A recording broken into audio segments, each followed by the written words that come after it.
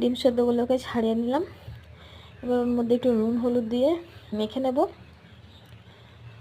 মাখা হয়ে গেলে কড়াইয়ে তেলে ছেড়ে দেব। এবার ভালো করে নাড়াচাড়া করে হালকা হালকা করে ভাজবো, বেশি ভাজবো না।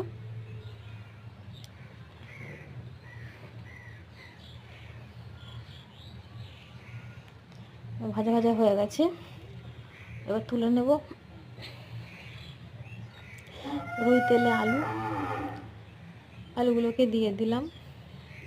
এবার ওইগুলো নাড়াচাড়া করে ভেজে নেব। দেখো ভাজা ভাজা হয়ে গেছে, এবার তুলে নেব। তুলে নিয়েছি। এবার ওই কড়াইয়ের মধ্যে আরেকটু তেল দিয়ে দেবো। তেল একটু চিনি দিয়ে দিলাম, রঙটা যাতে ভালো হয় তার জন্য। তেজপাতা দিলাম, পাঁচফোড়ন দিলাম। পেঁয়াজটাকে হালকা করে ভেজে রেখেছিলাম, তার মধ্যে রসুন বাটা দিলাম। এবার একটু আদা বাটা দিয়ে দেবো। একটু জল দিয়ে দিলাম।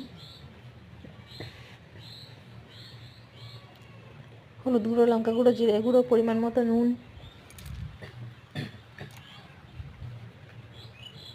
আর একটু জল দিয়ে নেব। এবার মশলাটাকে রেখে দেব যাতে মশলাটা একটু ভালো করে হয়। মশলাটা হয়ে গেল, এবার ভেজে রাখা আলুটা দিয়ে দিলাম।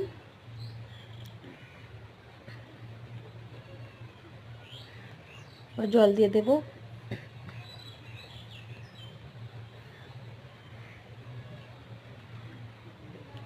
এবার ঢাকা দিয়ে দিলাম ভালো করে সেদ্ধ হওয়ার জন্য।